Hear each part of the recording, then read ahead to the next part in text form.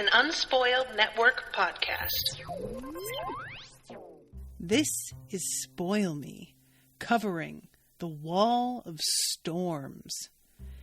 Chapters 1 and 2. Part 1, Whispering Breezes. In these chapters, so it turns out, shocker, there aren't happy endings to anything. Nothing lasts. Disaffected people tend to band together and find a way to get what they think is theirs.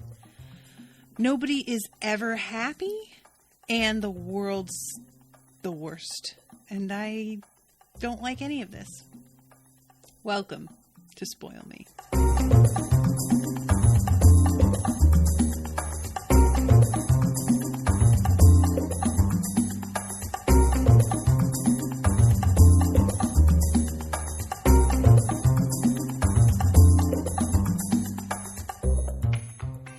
Welcome to the show, everybody. I am Natasha.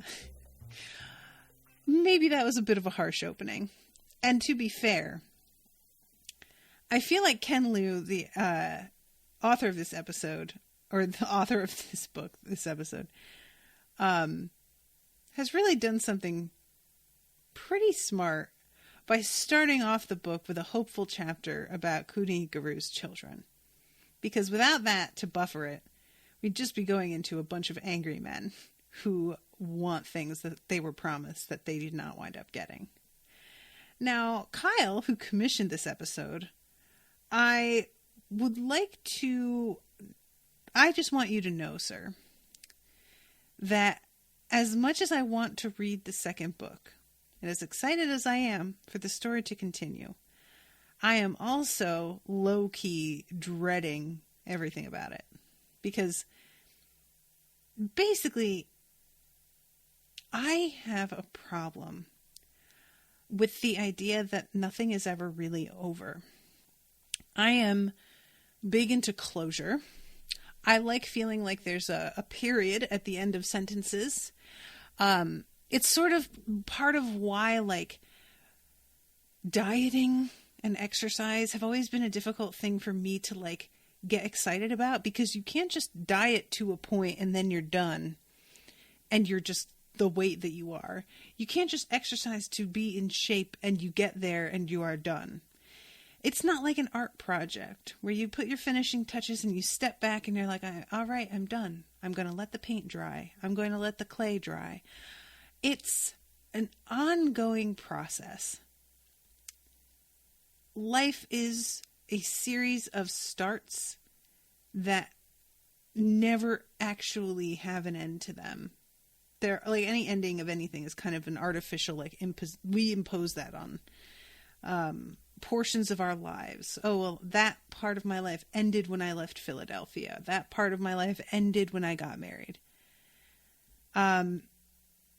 I am really, like, worried about, after having gotten so invested in Kuni Garu becoming king, that as we get into the inevitable intrigues and plots against him, and like I said, I know this has to happen.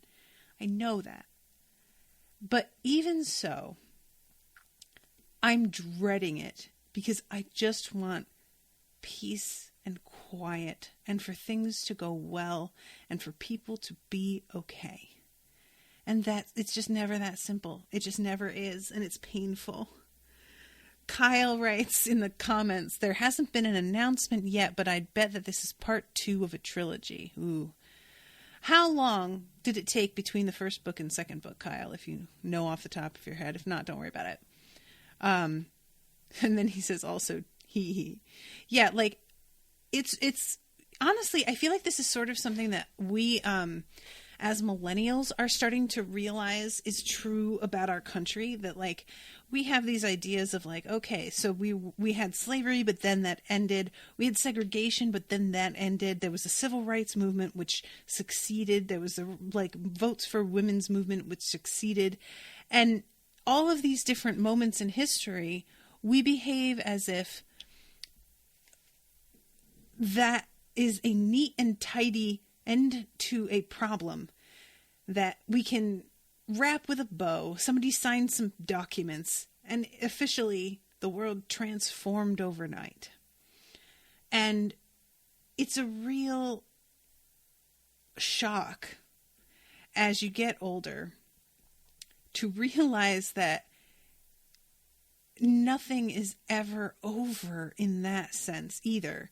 Laws can be written, but the hearts of the people who followed the original laws are not necessarily going to change when the laws are changed. And the hearts of the people need to be what's different in order for the laws to have any sort of real effect. And that is such a sloppy and uncomfortable truth that there is so much less control over that a lot of us just can't face that even now. So we're watching these situations come up with hate crimes and anti-Semitism and racism and all kinds of like the resurgence of like skinheads and Nazis. And we're like, but this is supposed to be over. I thought we all agreed this was over. And nobody agreed to shit. We like, insulated ourselves with people who thought that that was wrong. And we all agreed amongst ourselves that that was wrong. But there are people out there who their minds did not change. And they just waited until they had decided we were ready for them to start to reappear and to bring their children out as well that they had taught. So what I'm saying is nothing is ever over. And if you want peace, you have to like constantly be fighting for peace, which is kind of a misnomer, or an oxymoron, but it is true. And I am worried. Kyle says Grace of Kings was 2015. This was 2016. Holy shit. This book, which is longer than the first book, was written in a year? Maybe he had them both written and they like sat on them and split them up, or sat on the second manuscript and waited. Because I can't believe that shit was written in a year. I haven't even read this book and I can already tell you I can't believe it. All right, well, let me get into this because I'm wasting time here. So, first, Part 1, Whispering Breezes, Chapter 1, Truants. Pan, the second month in the 6th year of the reign of 4 placid seas. 6 years he's been king. Some significant amount of time has passed. Like, this is no joke. Masters and mistresses, lend me your ears. Let my words sketch for you scenes of faith and courage. Dukes, generals, ministers, and maids, everyone parades through this ethereal stage. What is the love of a princess? What are a king's fears? If you loosen my tongue with drink and enliven my heart with coin, all will be revealed in due course of time. So, there is this pub called the Three-Legged Jug. And we start off with a little bit of gossip and banter between some women who are out here having a drink, talking about how they each run the house and run their husbands. And one of them is saying, I heard a wealthy merchant from Gan tipped Jizan 5 pieces of silver last night. She guided the merchant to his favorite mistress's house through a maze of back alleys and managed to elude the spies the merchant's wife sicked on him. Do I look like I have 5 silver pieces? You certainly came in here with a wide enough grin. I'd wager you'd been handsomely paid for facilitating a one-night marriage.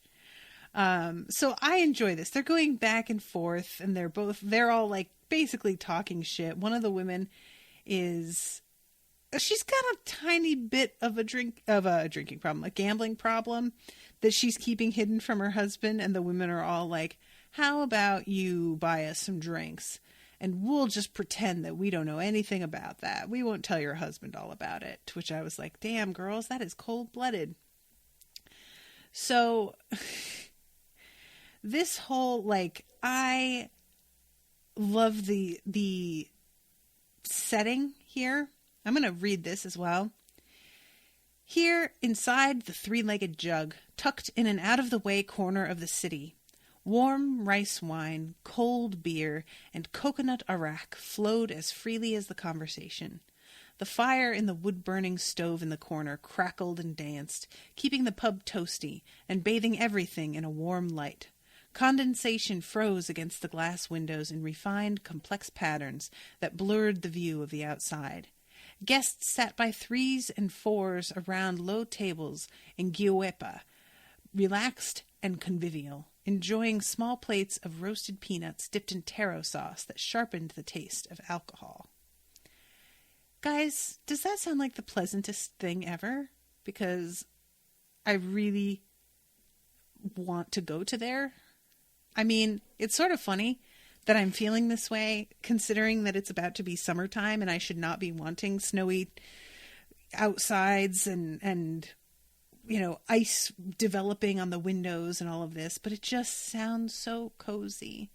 And honestly, it's been like 80 degrees the past week, but yesterday it dropped and today it was 45. So maybe me feeling this way is not so surprising, because I would love a fireplace and I would love to sit around in a cozy little pub with a fire crackling and having drinks with friends. That sounds awesome. So anyway, I really loved this setup, and I feel like this is something that we haven't seen a ton of in the last book. After Kuni begins to ascend and become more and more important, this sort of setting sort of fell by the wayside, and everything was private and there were servants and it was a very different vibe. This pub, it feels like getting back to our roots, the first chapters of the first book, where we see him kind of screwing over a woman who owns the bar, actually, if I remember correctly.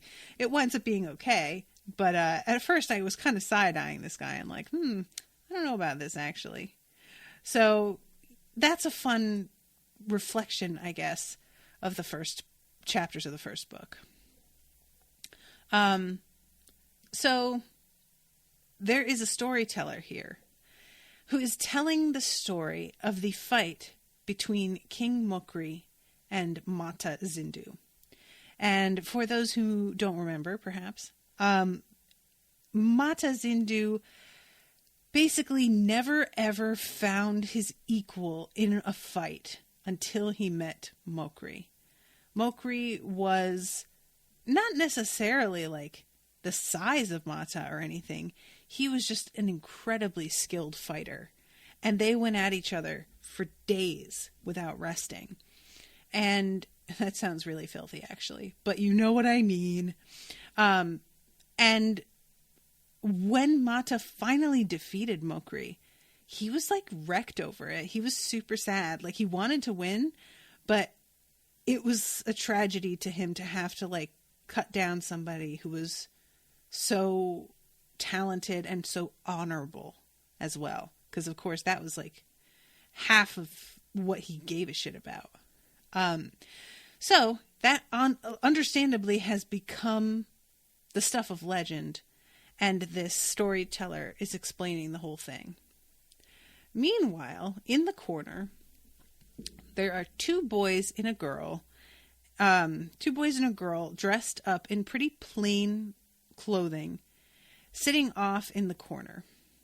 And it's sort of weird that they're allowed to be here at all as young as they are. The children were, they appear to be children of farmers or perhaps the servants of a well-to-do merchant's family. The older boy was about 12, fair-skinned and well-proportioned. His eyes were gentle, and his dark hair, naturally curly, was tied into a single messy bun at the top of his head. Across the table from him was a girl about a year younger, also fair-skinned and curly-haired, though she wore her hair loose and let the strands cascade around her pretty round face. The corners of her mouth were curled up in a slight smile as she scanned the room with lively eyes shaped like the body of the graceful Diran, taking in everything with avid interest.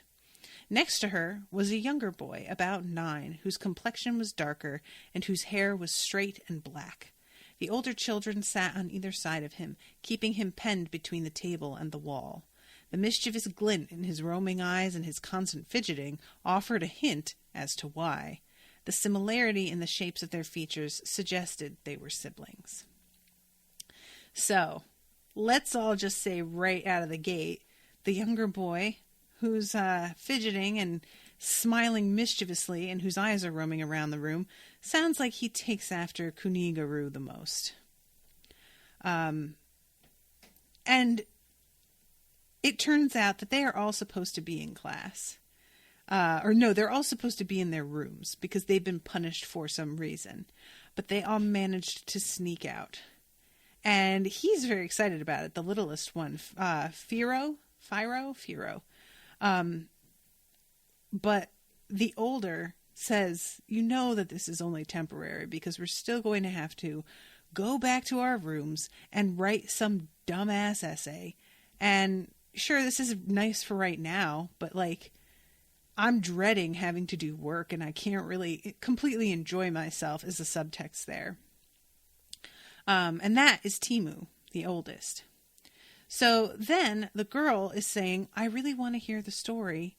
You already agree that there's no difference between playing first and then studying on the one hand, and studying first and then playing on the other. It's called time shifting. I'm beginning to think that this time-shifting idea of yours would be better called time-wasting, said Timu, the older brother. You and Firo were wrong to make jokes about Master Konfiji, and I should have been more severe with you. You should accept your punishment gracefully. Wait until you find out what Thera and I... Let's not trouble Timu with too much knowledge, right? She puts a hand over his mouth. Thera... What'd you do, girl? What did you guys do? I have a feeling that's going to come back. Kyle in the side chat says, Timu's a weenie. Sir. Spoilers. Honestly, I know that the rule followers are always like the ones that hold back the adventure, but I'm such a rule follower that I really, really sympathize. It's the kind of I'm the kind of rule follower that when I found out that people skipped class, I was shocked. Like the fact that was even something that was possible to do, that you could just leave and nobody would notice and you just walk out. I was completely blown away that was a thing, that was an option at all. I just didn't understand how, I didn't have the kind of imagination it takes to not do what I'm told a lot of the time, especially as a kid. Nowadays, forget it. You tell me to do something and I'm just going to be like, fuck you. I'm going to bed. But when I was a kid, authority was authority and that was it. And I did not understand kids who railed against it, because for me, it just seemed so pointless. Make the best of it, do the best you can within the system and you'll be all right. But completely trying to pretend the system isn't there, that doesn't make any sense. And now I kind of look back and I'm like, oh, Natasha, you needed to have a little spirit to you, but I didn't, I have to admit.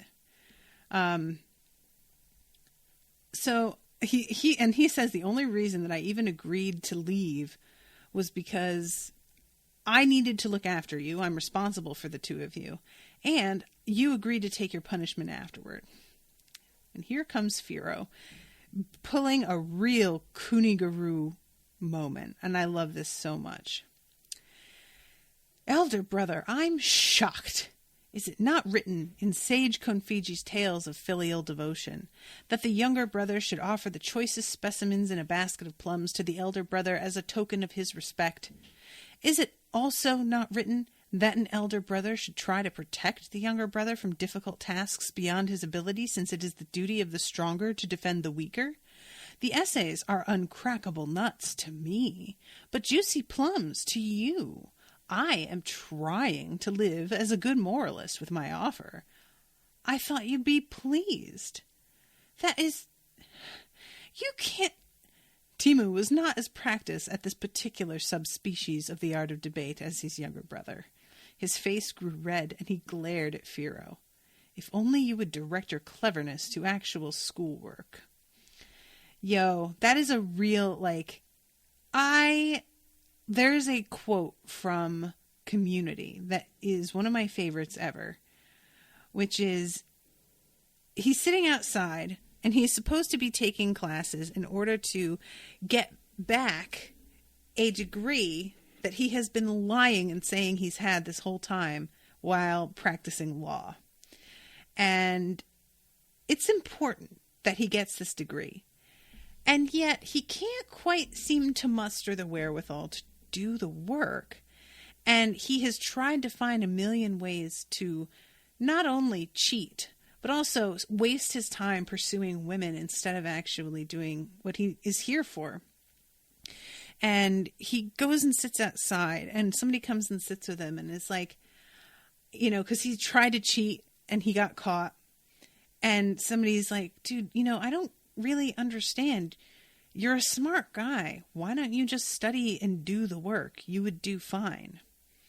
And he says, that's the thing about being smart. If you're the kind of smart that I am, you learn how to get through life without doing any actual work.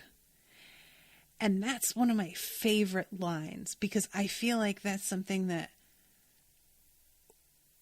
is underestimated. That there are people out there who excel, and everyone notices that they excel, and they enjoy praise, and they enjoy positions of authority and all of that. And that is a kind of smart that is very easy to quantify and see and point out.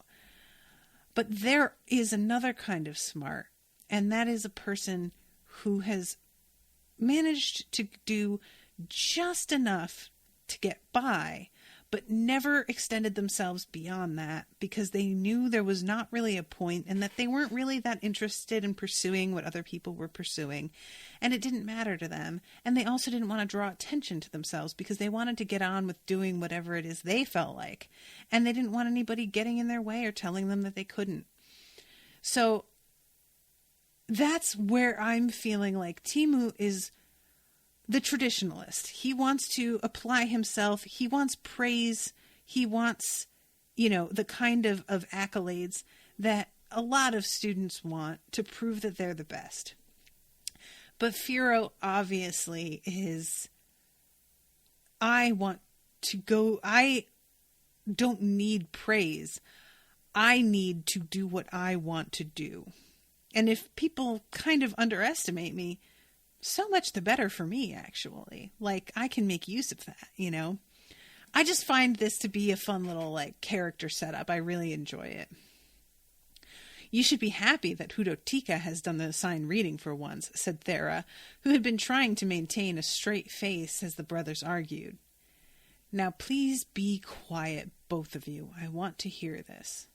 Then the storyteller continues to tell this story about the fight between the two of them. As he chanted, the storyteller banged a coconut husk against a large kitchen spoon to emulate the sounds of swords clanging against shield. He leapt about, whipping his long sleeves this way and that to conjure the martial dance of legendary heroes in the flickering firelight of the pub. As his voice rose and fell, urgent one moment, languorous the next, the audience was transported to another time and place. This is what my job would have been. If I, like, you know, people talk about, like, well, what D&D class are you? And I'm such a bard, it's not even funny. Like, telling stories, making people laugh, evoking strong emotions and moments, and setting up drama. Oh my God, totally. Please sign me up. So, why did you not end it just now? Asked Mokri, his breathing labored. Because a great man deserves to not have his life end by chance, said the hegemon, whose breathing was equally labored. The world may not be fair, but we must strive to make it so. Hegemon, said Mokri, I am both glad and sorry to have met you. So they get interrupted by a big dude. Let's see. Here it is. The man was tall, barrel-chested, and as muscular as a stevedore. He was easily the largest person in the pub. A jagged scar that started at his left brow and ended at his right cheek gave his face a fearsome aspect, which was only enhanced by the wolf's teeth necklace that dangled in front of the thick chest hair that peeked out of the loose lapels of his short robe like a patch of fur. Indeed, the yellow teeth that showed behind his sneering lips reminded one of a hungry wolf on the prowl. How dare you fabricate such stories about that crook Mata Zindu? He tried to thwart the Emperor Reagan's righteous march. And by the way, the fact that his name is Emperor Reagan is real weird, and I don't like it.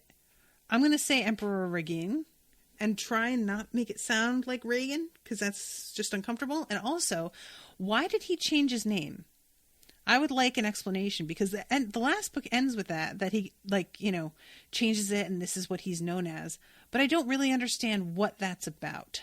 Because, I mean, maybe the first name Kuni is not very noble, but Kuni-Garu is how he was known. I feel like what I'm saying is that it's sort of like finally becoming a huge, publicly traded company and achieving that, and then the next day announcing that you're completely rebranding. It just feels like a weird move. It's like if I suddenly got all this backing from somebody investing in the show and I decided to change my name from Unspoil. It's just sort of a weird. Kyle says, okay, in the audiobook they pronounce it Ragin, hard G. I think it's a tradition to get a new name when you're an emperor. Mapideri also changed his name. It might be a historical China thing. Interesting. Do we ever hear, I don't remember, Kyle. It might have said, but I don't think it said. I feel like I would have zeroed in on that. If it means anything in particular, I can say Ragin. We'll say that. I wonder why he picked the name Ragin. But anyway, by praising the despicable tyrant Zindu, you're denigrating the victory of our wise emperor and casting aspersions upon the character of the Dandelion throne. These are words of treason. And understandably, the storyteller is like, get the fuck out of here. I'm telling some stories. You need to chill out. Stop being a snowflake. And the husband and wife who own this pub come out and are like, now, boys, everybody calm down. It's going to be fine. How about a drink on the house? And everybody else is like very much against this guy. But then he pulls something out of his robe, retrieved a small metal tablet. He waved it around at the patrons and held it under the nose of the proprietress of the pub. Do you recognize this? She squinted to get a good look. The tablet was about the size of 2 palms, and 2 large logograms were carved into it in relief. One was the logogram for sight, a stylized eye with a beam coming out of it, and the other was the logogram for far away, composed by the number logogram for 1,000, modified by a winding path around it. So, evidently, this is as good as like flashing a badge, basically. I serve Duke Rincoda, Imperial Farsight Secretary, which, as we know, sounds better than Captain of the Spies. And Tino, who is the storyteller, had been feeling pretty confident about this guy being a total joke because everybody in the room was agreeing with him and was against the guy and acting like he was totally ridiculous. But as soon as they all see this marker, everybody sort of like drops eye contact and looks at the floor. And this dude, he is extorting everybody in the room.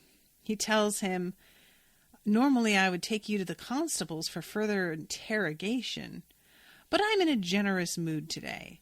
If you pay a fine of 25 pieces of silver and apologize for your errors, I might just let you off with a warning. And this is immediately when I'm like, this motherfucker don't work for him. Not to say that, like, you can't have corrupt people in your employ, because that would be totally fair. But mostly that this is not on the level what he's doing right here. So it could have been, I'm an actual official and I am abusing my position. But I would think somebody who is an official abusing their position would do so much more privately. This guy is in the middle of a pub announcing this in front of 20 people, and everybody is a witness. And if he were an actual official, they could report him and they would all be able to say that they were there and saw this happen. So because of the position that he has put himself in here, I'm assuming that he's full of shit. Eventually, he's saying to Tino that he wants these 25 pieces of silver. Tino's like, that's literally like half a month's wages on a good month. I don't have that. And he also looks around at everybody else and is like, each of you is going to be paying us 1 silver as an accessory. The men and women in the pub looked unhappy, but a few sighed and began reaching for their purses as well. Stop. Scarface looked around for the source of the voice, which was crisp, sharp, and uninflected by fear. A figure stood up from the shadowy corner of the pub and walked into the firelight of the stove, a slight limp in the gait punctured by the staccato falls of a walking stick. Though dressed in a scholar's long flowing robes edged in blue silk, the speaker was a woman. About 18 years of age, she had fair skin and gray eyes that glinted with a steadfastness that belied her youth. The radiating lines of a faint pink scar, like a sketch of a blooming flower, covered her left cheek, and the stem of this flower continued down her neck like the lateral line of a fish, curiously adding a sense of liveliness to her otherwise wan visage. Her hair, a light brown, was tied atop her head in a triple scroll bun. Tassels and knotted strings dangled from her blue sash, a custom of distant northwestern islands in old Zana. Leaning against a wooden walking stick that came up to her eyebrows, she put her right hand on the sword she wore at her waist, the scabbard and hilt looking worn and shabby. "What do you want?" asked Scarface. I love that that's what he's being called here. But his tone was no longer as arrogant as before. The woman's scroll bun and her boldness in openly wearing a sword and pan indicated that she was a scholar who had achieved the rank of Kashima, a classical Ano word meaning practitioner. She had passed the 2nd level of the imperial examinations. So, I really love this little bit of trivia. Trivia? Is that the word? No. Information that we are given here. Because it turns out, I am going to read this. I'm sorry, guys. I'm just reading everything. But I feel like me trying to explain this, well, maybe I will. So, basically what it is that Kuni made it so that everybody has to pass civil service examinations if they want to advance in politics. And he has completely done away with things like using their inheritance or patronage or basically nepotism to get into place. That is not allowed anymore. Eliminated. Competition in the examinations was fierce, and the emperor, who had risen to power with the aid of women in powerful posts, had opened the exams to women as well as men. Though women took tokodaiji, the rank given to those who had passed the town examinations, the first level in the exams, were still rare, and women Kashima even rarer. They were entitled to all the privileges of the status given to their male counterparts. For instance, all tokodaiji were exempt from the corvée, and the Kashima had the additional right to be brought before an imperial magistrate right away when accused of a crime instead of being interrogated by the constables. So, this woman kind of pushes it, and this is her mistake. I'm still very curious about who she actually is, though. Something here does not add up. But she tells him, because he starts to be like, you don't have to pay the fine, it's fine. And she's like, no, that's not my concern. I don't think that you work for the Duke at all. And immediately he's like, what? What do you mean? Did you not see my badge? And she's like, yeah, this whole thing doesn't work for me. Like, the whole thing with Kuni is that he's tolerant and open to honest counsel. He isn't going to charge a storyteller with treason. Rincoda would never tell you to, like, wander around looking for storytellers. He wouldn't authorize anything that you're saying here. And she says, I think I'll send for the constables myself. Impersonating an imperial officer is a crime. Meanwhile, Thera, who is apparently smart as fuck, is off in the corner with her brothers going, oh no. What? Asked Timu and Firo together in a low voice. You should never corner a rabid dog, moaned Thera. Scarface's eyes narrowed as fear of the Kashima turned to desperate resolve. He roared and rushed at the Kashima. The surprised woman managed to scramble awkwardly out of the way at the last minute, dragging her weak left leg. The lumbering assailants crashed into a table, causing the patron sitting at it to jump back, cursing and screaming. Soon he climbed back up, looking even more enraged, swore loudly, and came at her again. So, I want to back this up a little bit. It's a pale woman with light brown hair, with a wan visage, a sort of starburst scar on her face, and her left leg seems weak, and she's walking with a cane.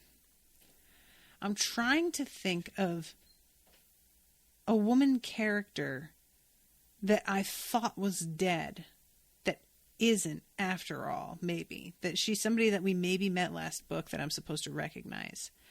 But I can't think of anybody. We have the woman who killed herself, who had been kidnapped, but she was like, I think she stabbed herself, so that scar wouldn't work. Ditto for Mata's ex-lover, whatever she was, also stabbed herself. Lots of stabbing, huh? Trying to think of anybody who, like, got blown up or anything, but Kyle is saying she is not. I'm assuming you mean she is not somebody from the last book. Not that she is not these two specific people I just mentioned.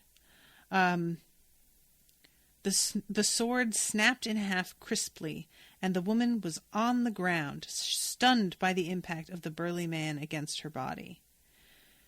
Yikes. This bitch is carrying a fake sword, and she's getting up in the face of a dude who is like twice her size. That seems like a bad idea. And he's like walking up to her to kill her. And everybody in the room can tell that's what he intends. And nobody does anything to stop her. Now that the hem of the woman's robe had ridden up, he saw that her left leg was enclosed in a kind of harness, similar to the sort worn by many veterans who had lost limbs during the wars. So you're a useless cripple, too. He spat at her and lifted his right foot, clad in a massive leather boot, aiming for her head. The only person who has the fucking balls to step to this guy is Firo, who's tiny, and everybody should be ashamed. Master Ruthie always said that a moralist gentleman must stand up for those in need. So you've decided this is the moment you should start listening to Master Ruthie? Groaned Thera. Do you think we're in the palace surrounded by guards who can stop him? Sorry, but she was defending Da's honor. Run, both of you, shouted Timu. I'll hold him back. He waved his gangly arms about, uncertain how he was going to carry out this plan. Now see, Kyle, I feel like that belies your earlier Timu's a weenie, because he may be a weak rule follower, but he's out here about to, like, try and hold back a grown-ass, badass man for the sake of his brother and sister to make good their escape. He's, like, basically willing to sacrifice himself. That is the act of not a weenie. That's actually, as foolhardy as it is, admirable. And better than I think I might do in his place.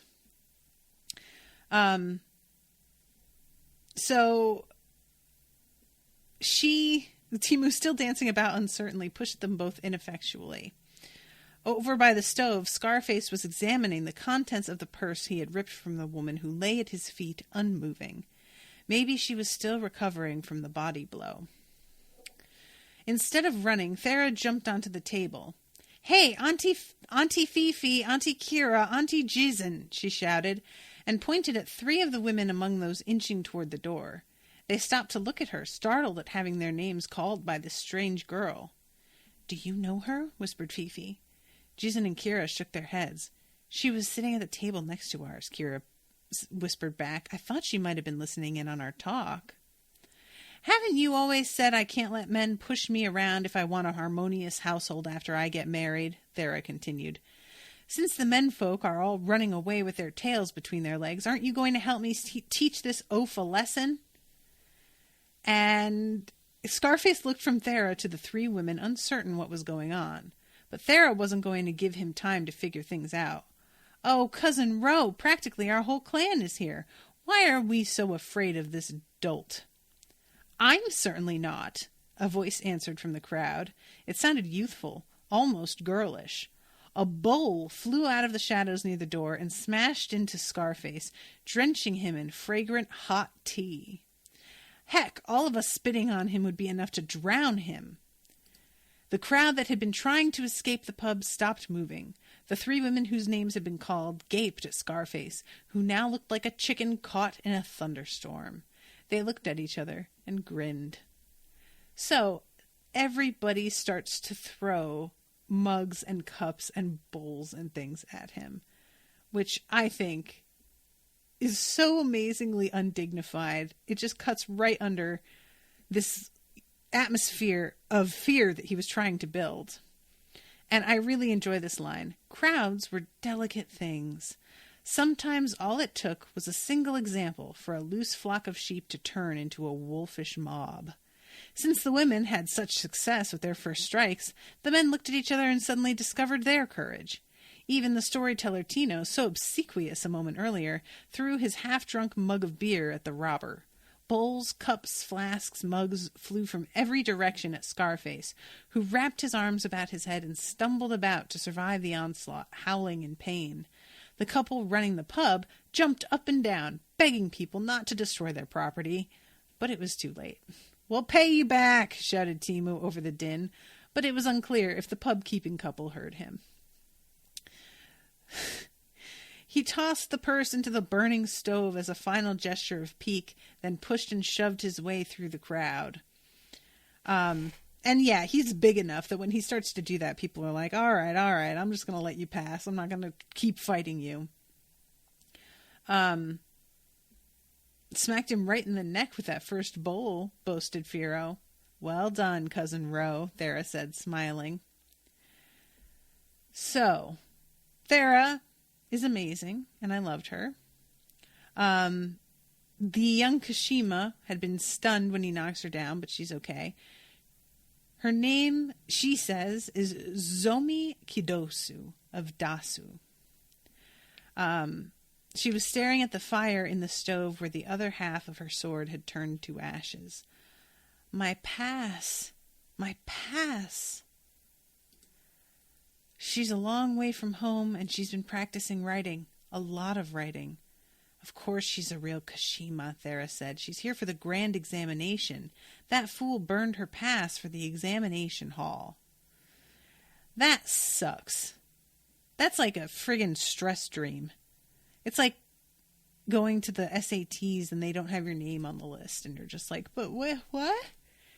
I hope they figure something out. I mean, these are the Emperor's children. I'm sure they can find a way to make an exception for her. But, that sucks. So we get into Chapter 2, Fallen Kings. Pan, the 2nd month in the 6th year of the reign of 4 placid seas. So, This is interesting. We have first the gods hanging out together and talking. What mischief do you plot, Tazu? Have you come to bring discord to the harmonious city? Kiji, my brother, still so humorless after all these years.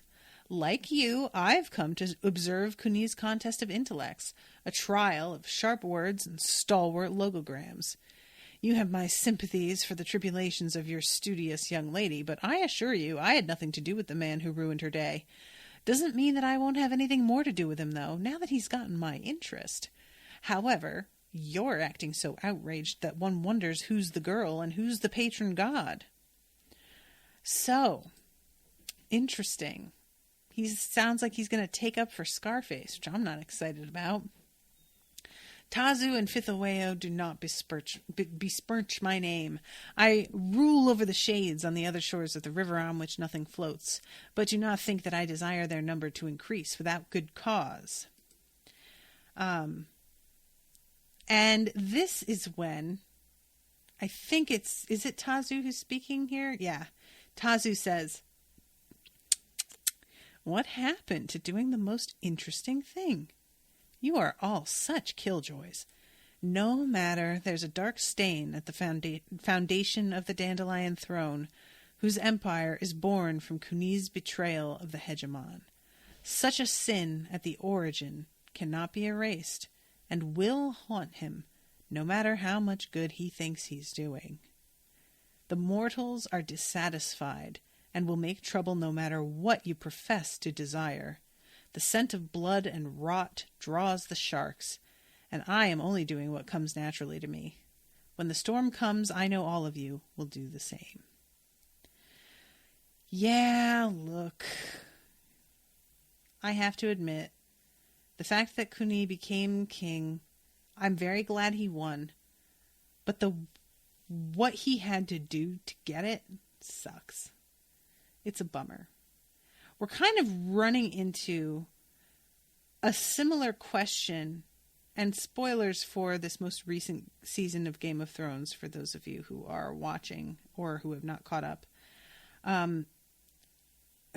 Kyle just wrote, "Humph." Listen, this most recent season has not been good. It's such a bummer. But it's sort of the same question, because you don't get to be in power without doing some shady shit. I firmly believe that's true of power and of wealth. That those two things don't just fall into your lap. They don't happen because you were so kind and generous and compassionate to people. I'd love to believe that were true, but I haven't seen a lot of evidence that that's the case for most people. And in Game of Thrones right now, we're struggling with this sort of clash of ideals between some of Daenerys' advisors, who believe that what she wants to do in order to take power is too aggressive and going to ruin or, destroy too many lives. And they're struggling between that and her simply not getting to be queen at all. And it's really kind of, it's understandable. And I don't disagree with wanting to have ideals and wanting to hold the people who run things to a higher standard than the average person. I think that is a right choice, and I think that is necessary. However, we also have to face that if you are fighting a war, people are going to die. And in warfare, and I saw this number quoted somewhere, and I really wish I could go find it. I read this statistic that in war, and we're probably talking modern war here, but nevertheless, casualties made up of civilians, people who are not combatants, make up upwards of 80% of the deaths. In other words, you can tell yourself all you want that it's just soldiers fighting soldiers and it's people who signed up for this, who know what they're getting into. That's not the case most of the time. There are a lot of people who are sideline players who live in the towns that are being invaded or, what have you, whose lives are either destroyed or unutterably changed. And it's simply a fact of going to war, of conquering. If you want to go to war, if you want to conquer an enemy who has an army, you are going to be killing innocent people. And as much as that sucks, there's no getting around it. Kuni's choice to betray Mata at this last moment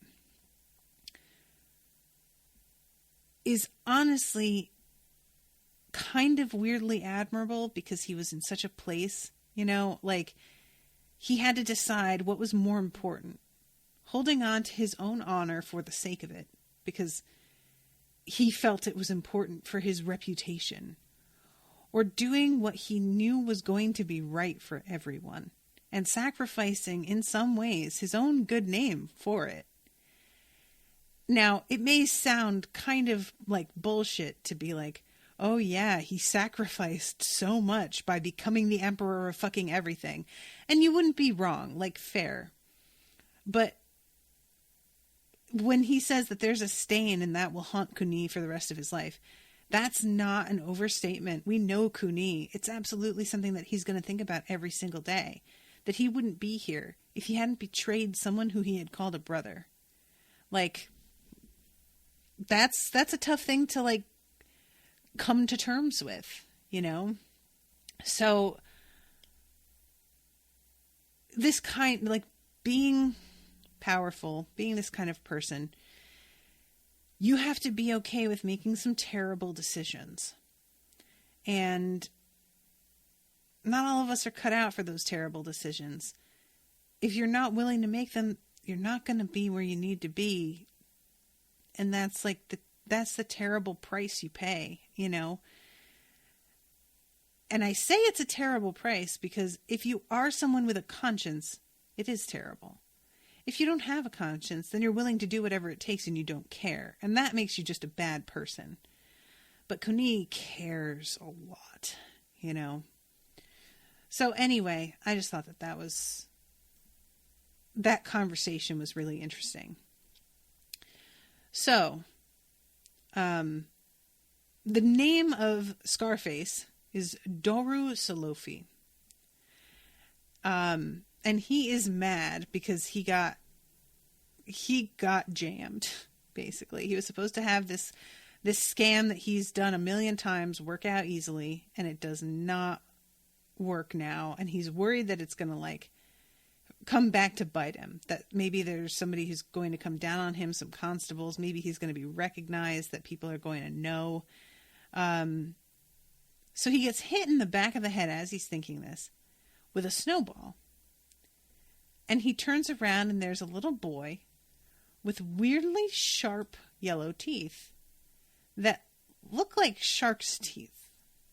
And Doru Salofi is like, what? Who is this kid? Why would he file his teeth? Is that a thing? And then the kid throws another snowball and hits him in the face. He could feel bits of gravel grinding against his skin, especially the tender spots where the hot tea had scalded him. With ice added to the alcohol and tea water that had already soaked his clothes, his teeth started to chatter in the howling wind. He roared and leapt at the young boy, intent on teaching him a lesson. It was intolerable that even a child now believed they could torment Doru Salofi, who had once been the most powerful man in the city. The boy nimbly dodged out of his way like a sleek shark slithering out of the way of a lumbering fishboat. Cackling wildly, the boy ran away, and Salofi pursued. So, he sprints after this kid and goes down all of these different alleys, and then all of a sudden the alley that Salofi is in comes out in front of a graveyard, basically. And Salofi, for a second, is sort of like, did I just follow a ghost? Is that what happened? Like, why am I here? The boy had led him to the largest cemetery in the city, where many of those who had died in Pan during the rebellion against the Zana Empire and later during the Chrysanthemum Dandelion War were buried. The boy was nowhere to be seen. Salofi took a deep breath to steady his nerves. He was not a superstitious man and would not be afraid of ghosts. He stepped resolutely into the city of the dead. At first cautiously, and then frantically, Salofi searched among the gravestones, looking behind each marker for signs of his prey. But the boy had apparently disappeared into thin air like a mirage or dream. So, this is definitely that god, right? Definitely. So he hears somebody calling out like 1, 2, 3, 4, 1, 2, 3, 4. And he follows the sound, and there is a dude who is dancing and teaching others to dance. And Salofi thinks that this guy looks sort of familiar. And he sees 40 men and women who are standing in rows, and they are all dancing together. Resembled no dance he had ever seen. The men and women spun like drunken versions of the sword dancers of Kokru, stretched up their arms to the sky, and then bent down to touch their toes in some absurd parody of the veiled dancers of Fasa, jumped up and down in place while clapping their hands over their heads, as though they were fresh recruits in the army being put through an exercise regimen. The only music that accompanied them was a mix of the howling of the winds, the rhythmic counting chant of the man on the steps of the mausoleum, and their stomping steps across the ground. Though it was still snowing hard, all the dancers were drenched in sweat, and the white mist exhaled from their panting mouths turned into beads of ice on their beards and hair. So, giant Zumba class, got it. And this dude, it turns out, we find out later, he's basically running a pyramid scheme, and both of them, these dudes, used to be kings that were given pieces of land to rule by the hegemon. Noda Mi, who had begun as a supplier of grains to Mata's army before rising to be Mata's quartermaster, ended up as king of central Gefika. Doru Salofi, who had begun as a foot soldier before being promoted to a scout for valor, ended up as king of South Gefika, where Pan was, largely because he happened to be the first to discover Kuni Garu's ambitions. During the Chrysanthemum Dandelion War, Noda and Doru tumbled from their thrones before the might of Gin Mazati's army and were cast out of the hegemon's favor. So, they used to have some power, and they want it back. Mata fucking shit up from beyond the grave. Why did you promote these guys? They barely did anything, and you're over here giving them kingships, ruining everything permanently. You don't give people like this a taste of power. They can't handle that shit. Oh, this makes me so mad. So, the pyramid scheme with the dancing is actually kind of amazing. Basically, he's like, so if you dance, you channel the energies of the dead who will help you become successful in life. And he convinces them all so thoroughly that nobody wants to admit that they're the only one who isn't like feeling anything or experiencing anything. So they're all like lying past the others to say that because they probably believe it. You know, you get to a point where everybody's like having to outdo the others. And he says there's a really good line that I liked a lot. I'm trying to find this moment of him saying, here it is. Nothing convinces a fool to believe in a scam better than turning him into a scammer too. I give them prizes based on how fervently they gyrate and strut. I set up little competitions promoting dancers from the back to the front if they appear more faithful, and demoting them if they're not as enthusiastic. And they compete to tell me just how much better the dance is making them feel. Never underestimate the power of the need to appear better than their peers to motivate people. If that's not the truest fucking thing. And that is like, better than their peers can mean any number of things. Depending on who the person is, being better than their peers can be like more financially successful. It could be being a better dancer. It could mean being more articulate, or having a nicer home, or being a better cook. It could anything. But it is fundamentally true that the only thing that seems to motivate a lot of people is the desire to feel superior. And we all just pick different things to feel superior about. Honestly. Like, I feel superior to other people in regard to my, like, common sense and competence and logic kind of thing. Because I'm shocked every day at how little most people have. And I use that to make myself feel better than them. Other people feel better than me because they have a more successful job with benefits and health insurance. And I'm just a podcaster, and what the fuck do I know? Some people are going to feel better than me because they are white. I'm white passing. Or they feel better than me because they're thin. Or whatever. Like, there's always a thing, right? So he has fooled all these people, and he's like making a tidy little sum off of it. And they're both just sort of admiring each other for being able to pull the wool over a bunch of people's eyes and make money and survive. But then he's like, I'm pretty sure that us meeting like this was meant to be. I think this was a sign. He recalled the shark-toothed boy who had led him here. Is this truly a sign? Could Noda be right? There are others who think like you and me. Disgraced nobles, the hegemon's veterans, scholars who failed to place in the examinations, merchants who can't make as much profits as they like by cheating at taxes.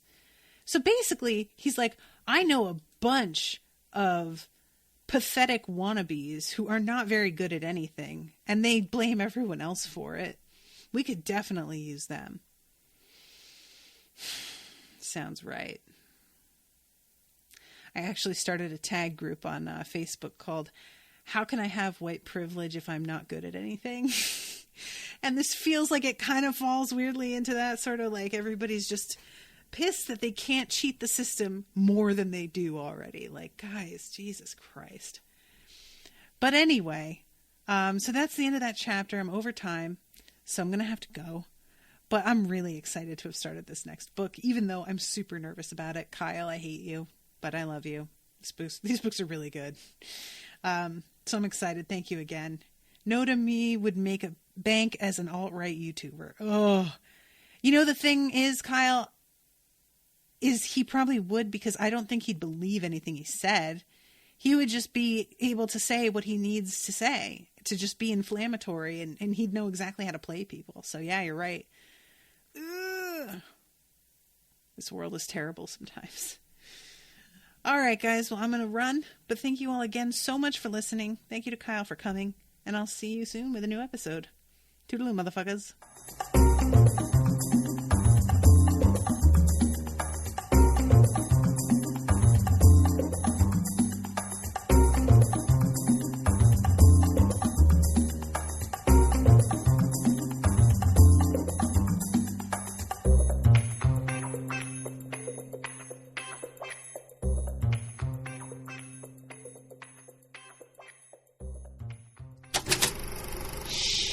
That was an Unspoiled Network podcast.